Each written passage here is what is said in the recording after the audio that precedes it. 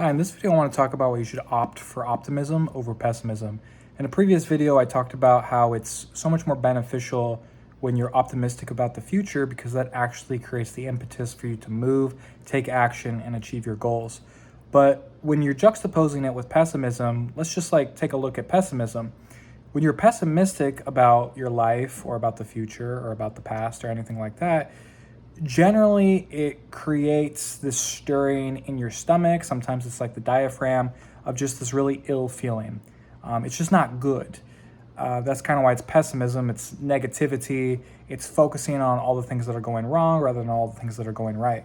When you opt for optimism, basically making the choice for optimism, you're basically reorienting your gaze, your focus to things that are beneficial, that are positive. Now, this to many people might go without saying, but I think we have more negative thoughts swimming around in our minds throughout the daily basis than we do positive.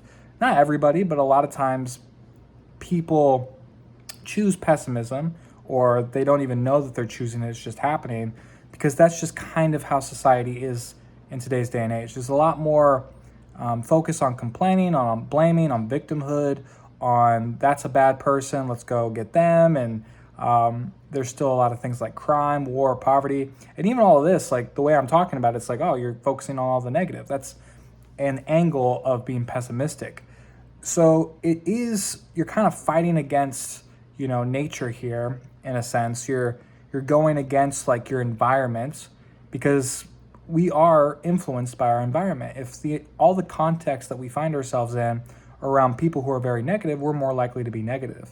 And so this is a practice, an exercise that you must begin to cultivate in your life if you want to have better outcomes, be they social, physical, financial, what have you.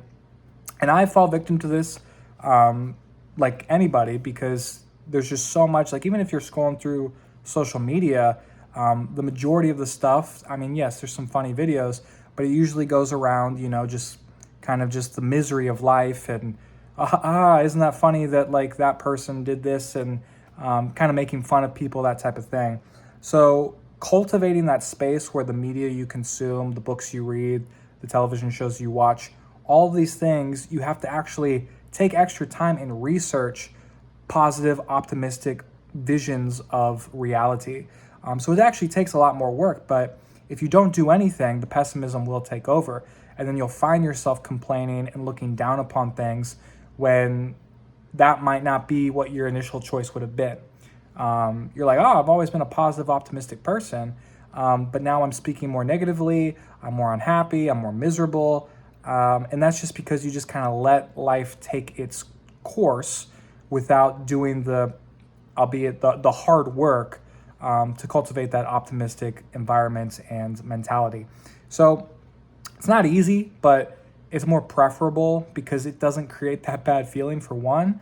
But also it just, again, it gets you to focus on the things that matter and it moves you in the direction of your goals. If you don't have goals, it moves you in the direction of the things that you want. And that in and of itself is beneficial. So next time you have like a negative thought, don't beat yourself up about it because that then compounds. Just focus on, okay, what's a positive thought that's kind of like an opposite of this? So, I really didn't like how my boss talked to me today. It's like, well, my boss, he did say hello when I walked in, and that was really cool. So I'm going to focus on that. Oh, and he also said something nice about blah, blah, blah. And, oh, yeah, I remember that time he brought in food for everybody. And then you just keep compounding that. And you kind of have to make it an exercise. And so it takes a lot of self-reflection and introspection. But overall, you'll begin to move in the direction to where it's more of a habit than necessarily a practice that you have to like work on like exercise.